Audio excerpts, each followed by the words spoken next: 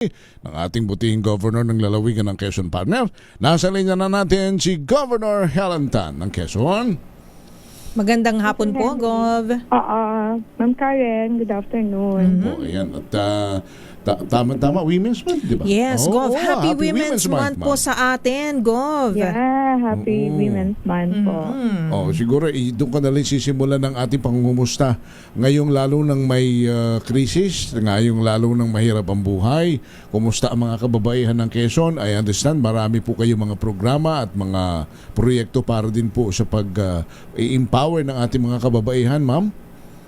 Yeah, yung mga programs naman po natin naka-center doon sa capacity development, yung mga trainings natin na binibigay, and kasama po dyan from the very beginning yung advocacy natin to women's group, no? So, nagbibigay po tayo ng mga skills training, nagbibigay po tayo ng yung capitalization program po natin for livelihood. Iba-ibang klase po yon. So, meron tayong mga solo parents, Apo. women in agriculture, meron din po tayo na mga PWD na mga kababaihan. So, yan. Dire-diretso lang po yung ginagawa namin program. Buti naman po. At syempre kung may Women's Month, yung mga susunod po ng mga henerasyon, yung mga younger, yung mga girls po naman, maganda po na nabibigyan din po siguro sila ng pansin. Meron din po ba tayong mga programs po para sa kanila, yung mga girls, young women po, to empower them as well, Gov? Yes po. Yung ating PYDO, yung Youth Development Officer natin, together with mga SKs natin, no? Meron tayong mga programs na ginagawa. Ganun din, the same with other, kung out of school youth, nagbibigay po tayo ng mga skills training, no? Of course, yung health education natin, especially doon sa ating very high ang ating teenage pregnancies So, nakafocus din kami doon sa giving awareness sa ating mga kabataang babae, no? And of course, yung protection, no? So, hindi lang yung kabataan, but it's a family orientation because of the cases of abuses like incest, rape, or domestic violence. Ma'am, itong krisis na ito na nararanasan ng buong mundo, kumusta po ang ating lalawigan? Ano po ang inyong mga measures? Ano po ang response ninyo? Ano po ang inyong mga proactive measures na ipinatutupad na po sa ating lalawigan? Well, yung just like what we talked about last week, I believe, no? So, naghigpit una, cancel, suspend kami ng mga activities namin. Yung mga CapDev namin or mga seminars so that we can use yung fund po natin for ang naging focus namin na pag-agrihan namin. Una, may na-record na kami na mga repatriated, no? So, ongoing yung assessment and collection ng data. Apo. So, meron na kaming Balik Quezon program. It's more of, we'll start with needs assessment. Mag-assess muna kami. Ano ang kailangan talaga nila? And focus is, paano matulungan magsimula muli dito sa ating it's like yung Apo. COVID time, no? So, meron po tayo noon. Ang napag-usapan namin since the national government has that program sa ating mga transportation sectors, hindi naman kaya pong bigyan ng kapitolyo lahat. So, Apo. we entrusted it na lang sa national government in partnership with the municipal government. So, kami will focus more on food security, magbibigay ng mga pananim na mabilis lang tumutubo, makabawas sa kanilang mga gastusin. And then, papalawakin namin yung livelihood programs namin doon sa mga masi-save namin na funds. No? Apo. So ongoing po yung aming validation right now. Ma'am, yung Balik Quezon Partner, I think this is the first ever project ulit sa ating lalawigan. Maganda yung konsepto, no ho. This is on top of the government assistance doon sa mga umuuwing OFW, ma'am. Opo. So marami siyang naka-align din siya sa healing agenda natin, no? And doon po papasok yung mga programa para sa kanila, no? Apo. So may kasama din po yun na cash assistance, but it's a small amount. Pero ang importante yung intervention namin na mas magiging sustainable and long-term. Oo. Yung program po na to, Gov, sabihin na po natin na may mga uuwi po, pero kahit po pansamantala at may balak pa rin po silang bumalik sa abroad, tutulungan pa rin po sila, tama po, no? Wala naman pong ibang requirements. Yes, ma'am. Doesn't matter kung babalik sila or what. Anyway, ang focus naman, hindi lang naman yung repatriated, but also the family members. So, whoever is needing the assistance. Kaya meron po kaming needs assessment ng ating mga families. Okay. Dito po sa Metro Manila kasi, Gov, no, kung napapanood niyo po sa mga balita, marami po sa mga kababayan natin, hirap po na magtrabaho kasi wala pong masakyan. Kulang po at medyo hindi na po ganun karami yung bumabiyahe pong mga jeepney, mga bus po. Kumusta naman po dyan sa inyo? Meron po bang similar po ba na challenges o mga problema po? So far, wala po akong feedback na kukuha except for, of course, yung problem on the pagtaas ng pamasahe. I saw some municipalities, they passed the ordinance already na magtaas ng pamasahe ng tricycle, ng jeep. So far, yun yung nakikita ko kasi yun lang naman ang nagiging dahilan kung bakit kumonte kasi hindi na itataas agad yung pamasahe. So, nakita ko doon sa mga advisories and postings ng mga pages of our component municipalities na pinakikinggan nila yung hinaing and diretso naman. Siyempre talagang hirap pa rin, no? Opo. Yung ating mga kababayan na alam ko, mas maraming nagko-commute nga ngayon kaysa nagdadala ng sasakyan. So somehow it helps din naman our transport sector as long as hindi sila lugi doon sa presyo ng fuel with pamasahe. Ma'am, yung mga jeepney drivers na sakali hindi na makapamasada dahil nga sa kulang sa pambili ng diesel, I understand may mga livelihood na in place na naman kayo. Pero just in case, yung iba gusto po mag-enroll dun sa mga livelihood program po ninyo, ano-ano po ba yun at paano po sila makakasali? They just have to go to our satellite offices, no? Apo. Usually kasi yung livelihood, ang tinatanong namin yung proponent.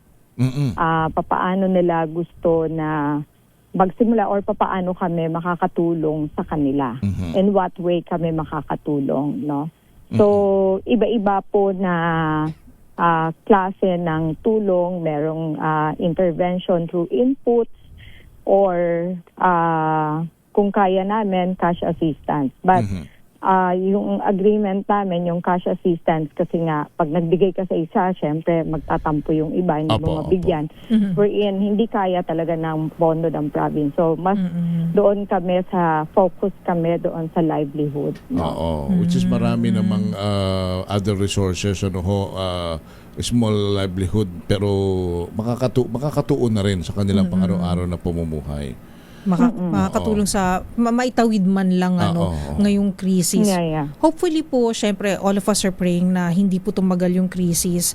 Pero Gov, nabanggit nyo kasi sa mga una nating mga usapan, naaalala ko po nun kasi marami pong mga investors po na sinisilip po ang Quezon para sa mga proyekto nila na for renewable energy. So ngayon po na merong krisis po sa enerhiya. Ito po yung magandang panahon talaga na sana nga po in the past nakapagpuhunan na rin po tayo ng mga ganitong proyekto. Pero I think po on the right track po ang Quezon kasi you have all the resources po. Maganda po yung location, yung mga natural resources po for renewable energy, wind, sea, tama po ba? To produce energy? Yeah. Yung Quezon kasi is in a better position or location, no? So we're glad and we're happy na nagsimula yung mga investments last 2 years ago. Yung mga inquiries sa amin, and hopefully at the end of the year may isang windmill na mag-open.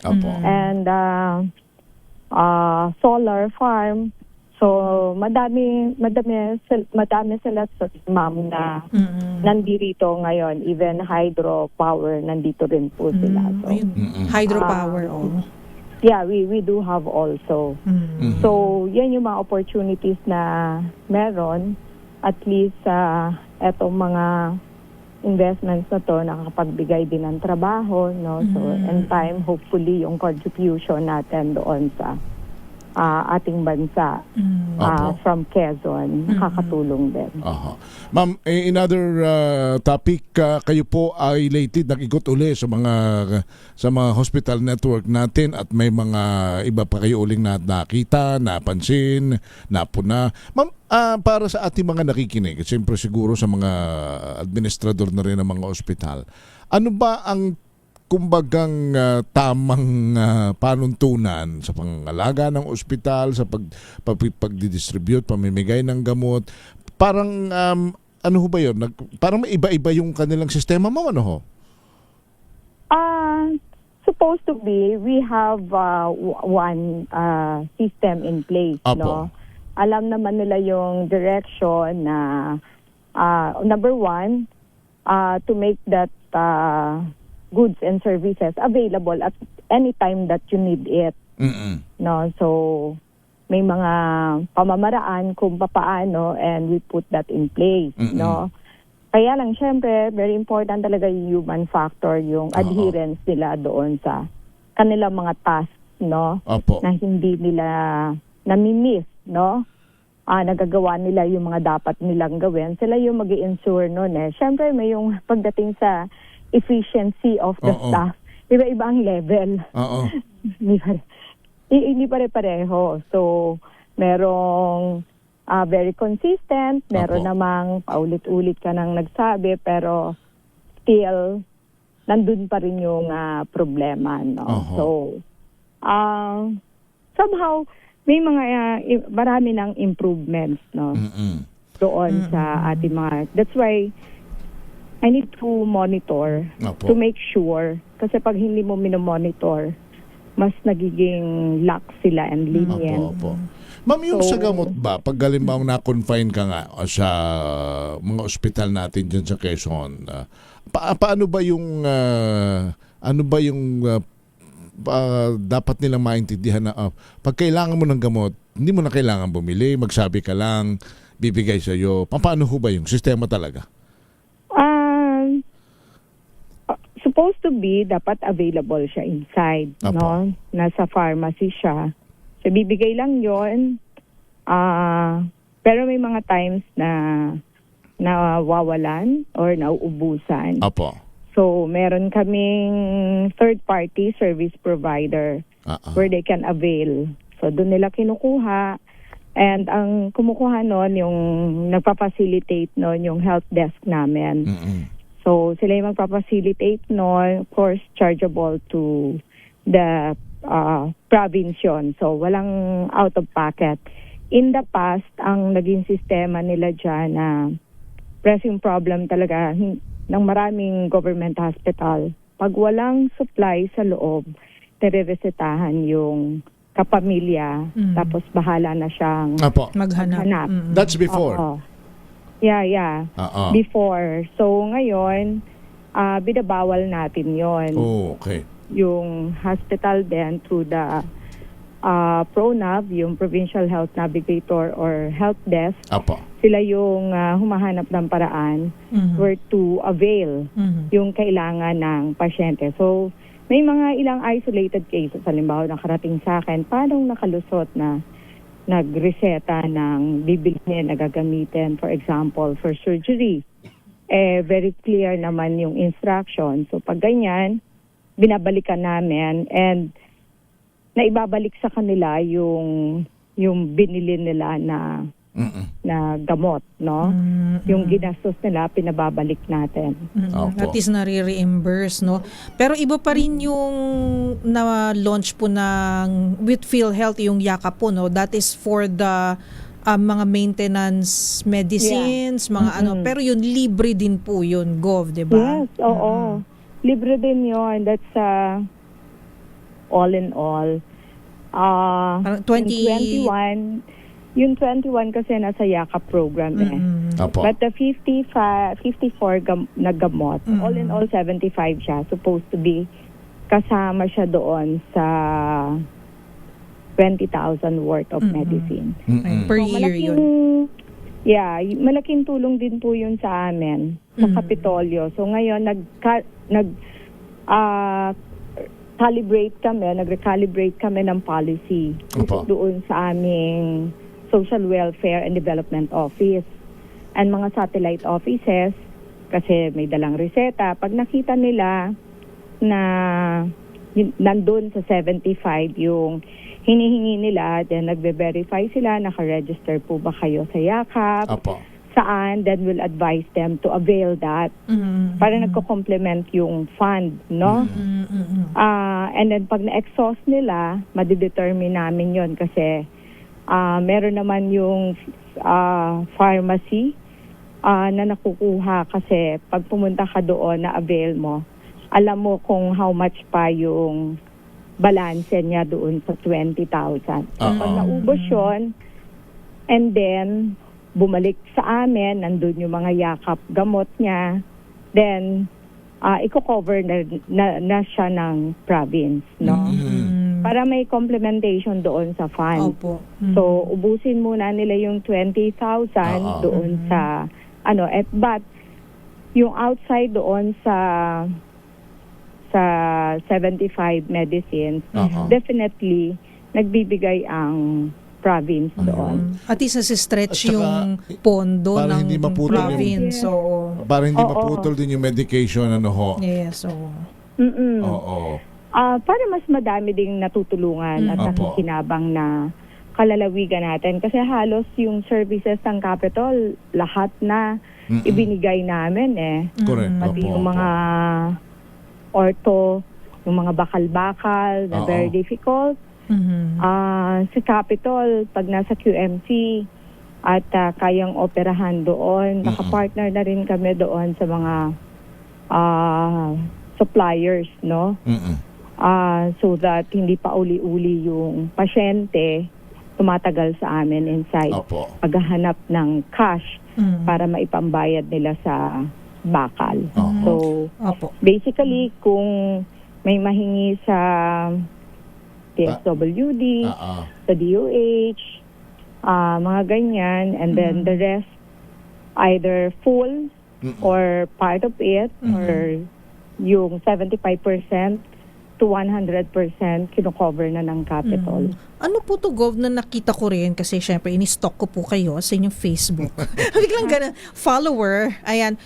Na may 1.5 na si ma'am na million na Taray. follower, ma'am. Dami ng followers.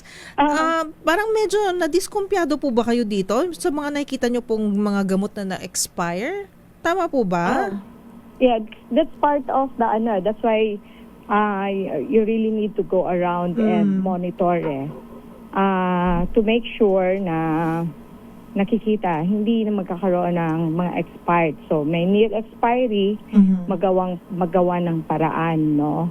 So, ayaw natin ma-expire ng gamot. So, Sayang naman sabi kasi. sa kanila na mortal sin ang ma-expire ng gamot. Alam mo, mortal Very sin. precious. Oo nga po. Diba? Para ma-expirean ka ng gamot. So, napakahalaga nun, especially na kung government fund.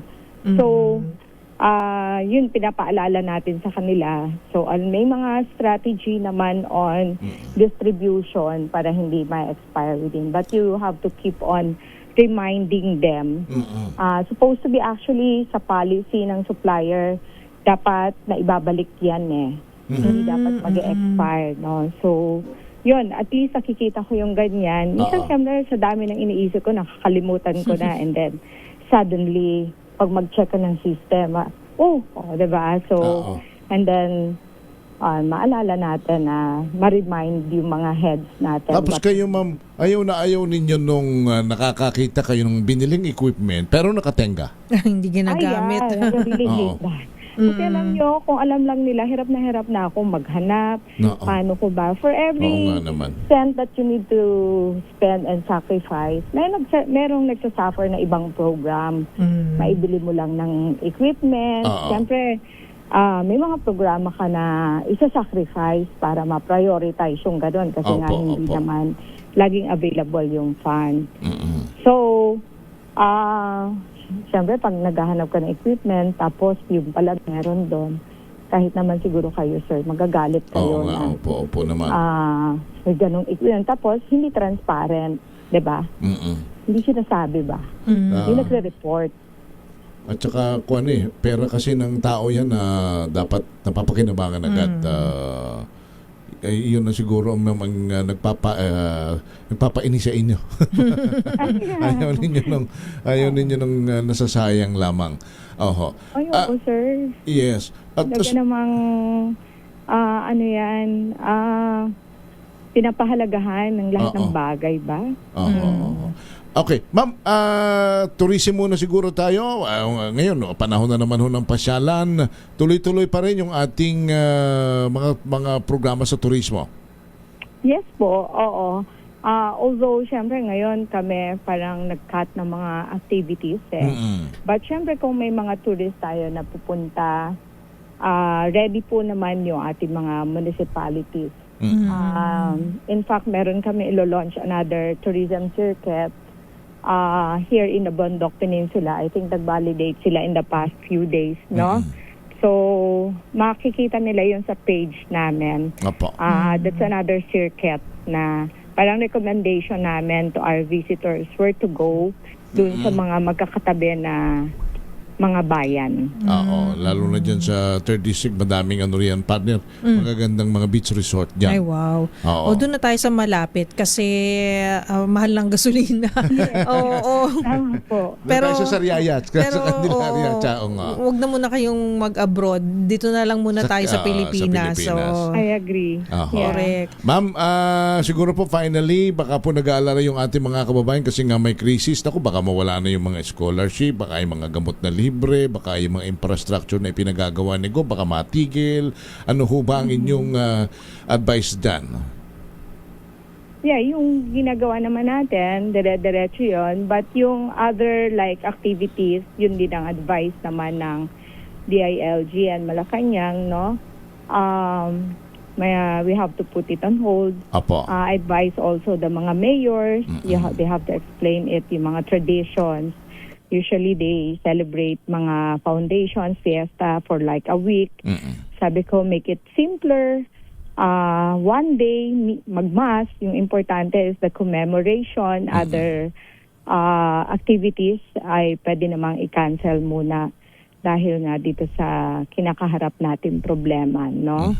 But the services, dire-diretso po tayo. Maraming challenges, but hindi po tayo tumitigil, no? Diretso lang po yung serbisyo natin sa ating mga kalalawigan. Ayan. And your message this Holy Week sa ating mga kababayan? Yeah, this is the time for us to reflect, no?